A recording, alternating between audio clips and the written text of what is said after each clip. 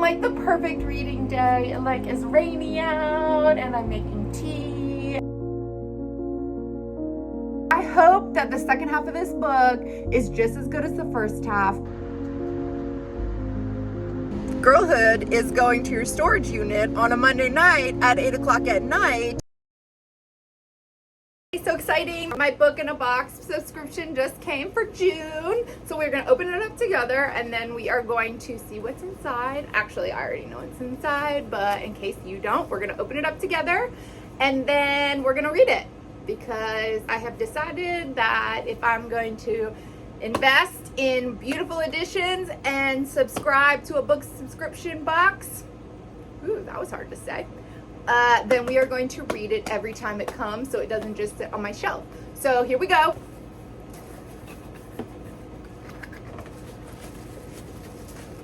Ooh, okay. So we'll start off, every month I get a book and a bookmark. So we are going to open up the bookmark first. Ooh, wow, look at that.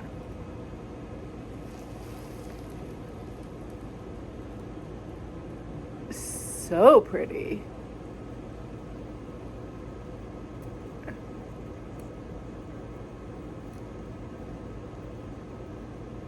I don't know if you can really tell what that is. Does that give you a clue what the book is? I'm so excited for this book. I have seen so many mixed reviews on this book. Ooh. So the book of the month is Innamorata by Ava Reed. Look how beautiful this cover is. And then the end pages. I love all the moths. So here are the end pages.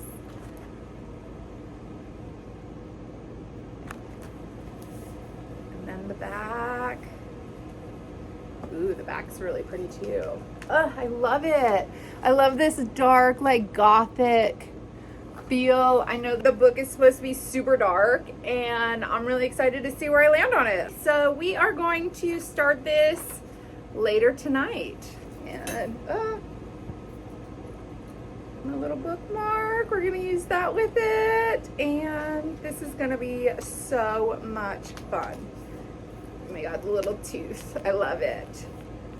All right, I will check back later when we start this book.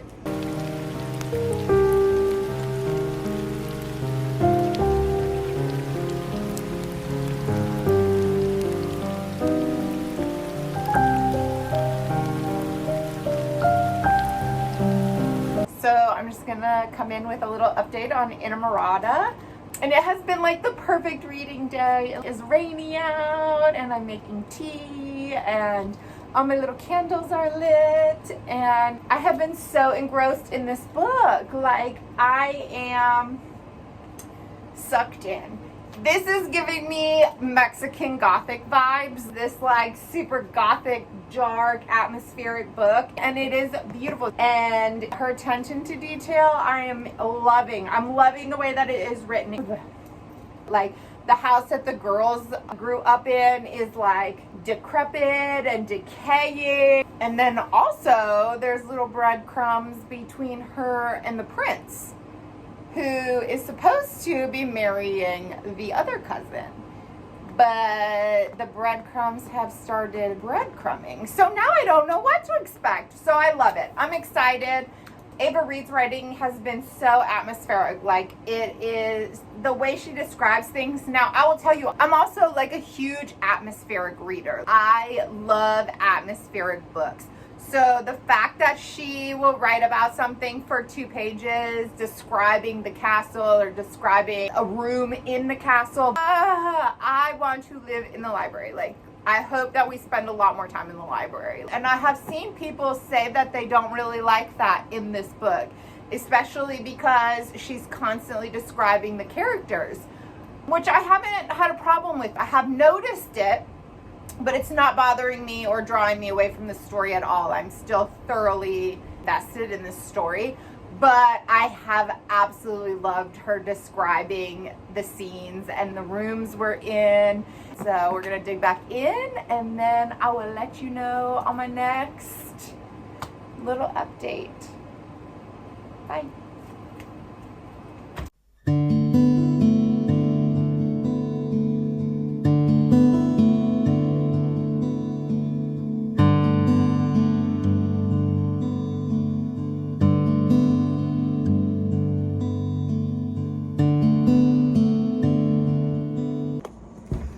Girlies, we're about halfway through Innamorata. Oh my gosh. And we are making tea in my Taylor Swift mug. And I wanted to give an update on Innamorata so far.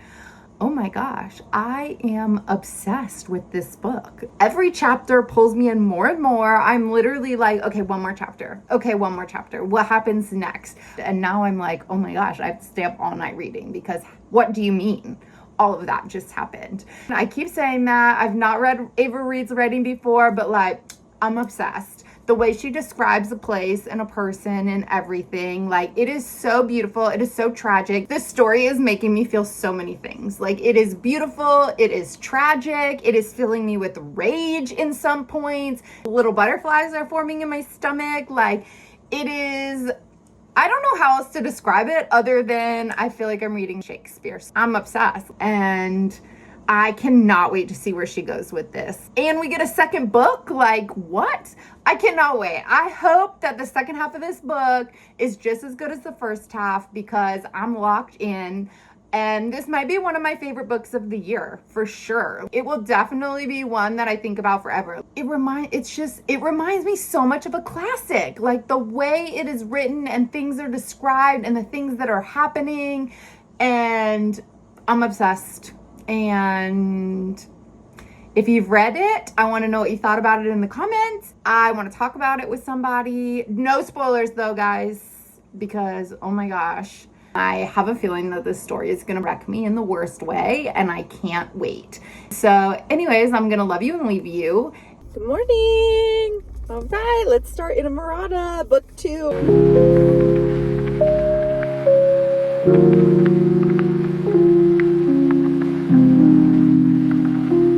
Okay, while my tea's steeping, I thought that I would talk about Innamorata because I am so obsessed with this story and I want to talk about it.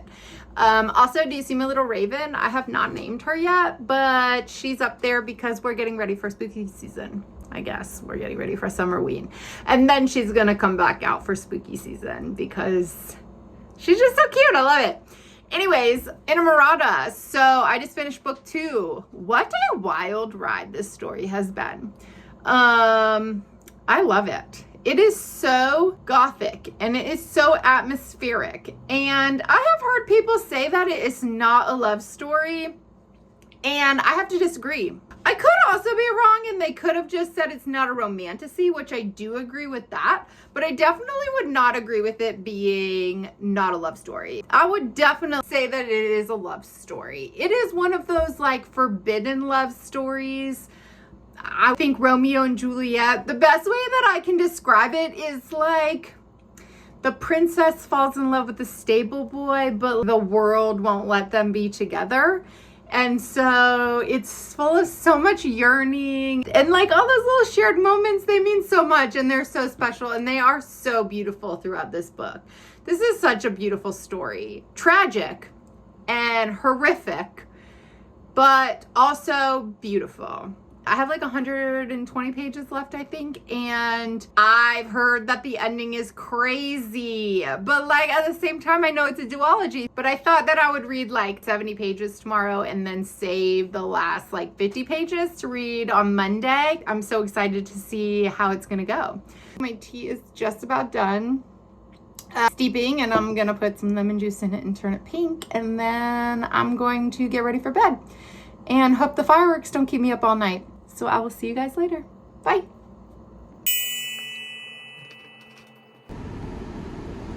Okay, girlhood is going to your storage unit on a Monday night at 8 o'clock at night and going to retrieve your floral chair because you're like, I can just make my cottage a little cozier.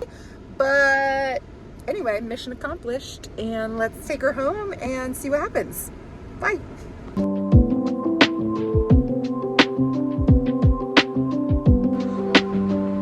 Some coffee. We're making coffee this morning, and then we're gonna read in my new comfy chair that I brought home last night. She looks perfect in the little corner that I imagined her being in, so that's so exciting. But first, while I get all of this started, I'm gonna talk about the last 40 pages that I just read before I move into the last 60 pages. I don't feel like there was ever a dull moment to that. The pacing was amazing. And the book provokes so many emotions. Like, you feel so much anger and so much rage and disgust at how women were treated throughout history. And she lets you sit in that. She lets you feel it through the characters and the way that they're feeling it. And it's so powerful. And then there is so much like love and tender moments and like resilience, I would say, like woven throughout the story that all of the characters portray. Like, these characters are intense and the story is intense. And the way that it's written, though, it's so beautiful and you really feel for these characters. And you're like, oh my gosh, that just happened. And now I'm like, a little twist, I guess, just happened, I would say. One I didn't see coming. And now I'm like, oh my gosh, what is going to happen? And how is the second book going to go? And so I'm really excited to see how this all plays out, because I love these characters so much. And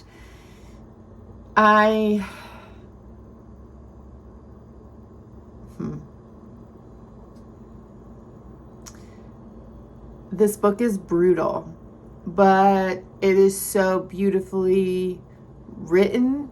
And if it is anything like the rest of the book, I cannot even imagine how this is gonna go. So let's make some coffee, let's make some bread, and let's go sit down and get cozy. And then we'll recap the book.